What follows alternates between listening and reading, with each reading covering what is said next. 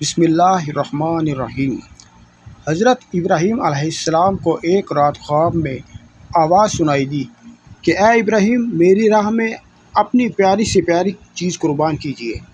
حضرت ابراہیم علیہ السلام خواب کے بعد جیسا ہی بیدار ہوئے، سوچا کہ نبی کا خواب تو وحی کی مثال ہوتا ہے۔ اللہ چاہتا ہے کہ میں اپنی پیاری چیز قربان کروں۔ آپ کے پاس جو اونٹ موجود تھے سب راہ خدا میں قربان کر دیے اور اللہ کا شکر ادا کرتے ہیں، پھر آرام فرماتے ہیں۔ جیسے ہی آرام کرتے ہیں، خواب میں پھر سے آواز آتی ہے، اے ابراہیم، اپنی پیاری سے پیاری چیز میری راہ میں قربان کیجیے۔ بیدار ہوئے تو سوچنے لگے کہ مجھے تو سب سے پیارا میرا فرزند اسماعیل علیہ السلام ہے۔ سوچا اللہ دیکھنا چاہتا ہے کہ میں سب سے زیادہ عشق کس سے کرتا ہوں، اپنے بیٹے اسماعیل سے یا اپنے خالق حقیقی سے۔ بس جیسے ہی یہ خیال آیا، آپ نے ارادہ کر لیا کہ اپنے فرزند کو راہ خدا میں قربان کروں گا۔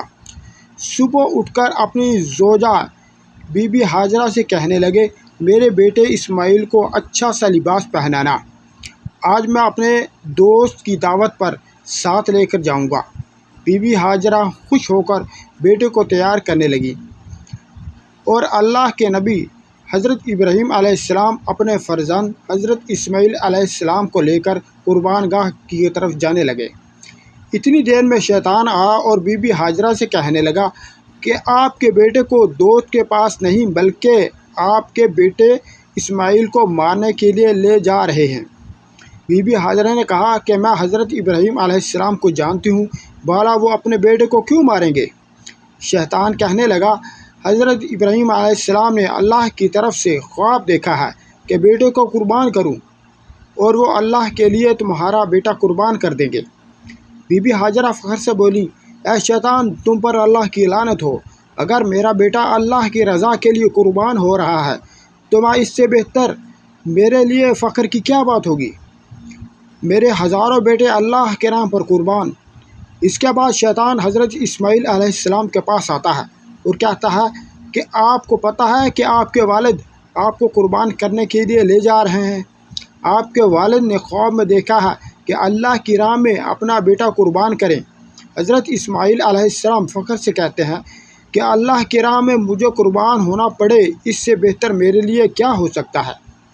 پھر شیطان یہی سوال لے کر حضرت ابراہیم علیہ السلام کے پاس آتا ہے اور کہتا ہے، اپنا پیارا بیٹا اسماعیل کیوں قربان کر رہے ہو؟ تمہیں کیا پتہ کہ تمہاری قربانی قبول ہوگی یا نہیں؟ اتنی دیر میں ابراہیم علیہ السلام پتھر اٹھاتے ہیں اور شیطان پر لعنت کر کے مارتے ہیں۔ آج بھی وہ جگہ قائم ہے جہاں لاکھوں لوگ شیطان کو پتھر مارتے ہیں۔ پھر آگے بڑھتے ہیں اور چلتے چلتے اپنے بیٹے سے کہتے ہیں کہ آج میں اللہ کی راہ میں تمہیں قربان کروں گا، تاکہ یہ واضح ہو کہ میرے دل میں اپنے بیٹے اسماعیل علیہ السلام سے زیادہ اللہ کا عشق موجود ہے۔ حضرت ابراہیم علیہ السلام فخر سے کہتے ہیں، بابا، اس سے بہتر میرے لیے اور کیا ہوگا کہ مجھے اللہ کی راہ میں اللہ کے نبی قربان کریں۔ لیکن بابا، کچھ عرض کرنا چاہتا ہوں، آپ بوڑھے ہیں اور مجھ سے بے پناہ پیار کرتے ہیں، جب میرا گلا کٹے گا آپ دیکھ نہیں پائیں گے۔ بابا، میں یہ چاہتا ہوں کہ مجھے قربان کرنے سے پہلے آپ اپنی آنکھوں پر پٹی باندھ لیں اور میرے ہاتھ اور پاؤں رسی سے باندھ دیں۔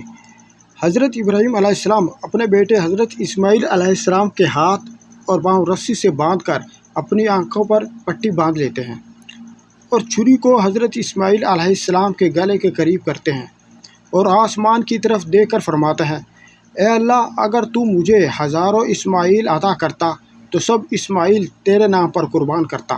یہ کہا اور جیسا ہی چھری کو پھیرنے لگے، اللہ نے جبرائیل علیہ السلام کو حکم دیا کہ جا اور جنت سے ایک خوبصورت جانور لے کر اسماعیل علیہ السلام کی جگہ پیش کر۔ ابراہیم اپنے بیان میں کامیاب ہوا اور وہاں ابراہیم علیہ السلام چھری پھیرتے ہیں۔ جب خون بہنے لگا تو حضرت ابراہیم علیہ السلام اللہ کا شکر ادا کرنے لگے۔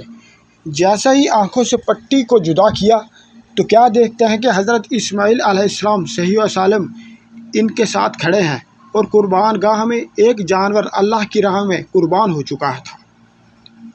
پھر آواز غائب آنے لگی، کہ اے ابراہیم تیرے اس عمل کو تا قیامت رکھا جائے گا، اور تیری اس سنت کو ایمان والے ہر سال یاد کریں گے اور اللہ کی راہ میں جانور قربان کریں گے۔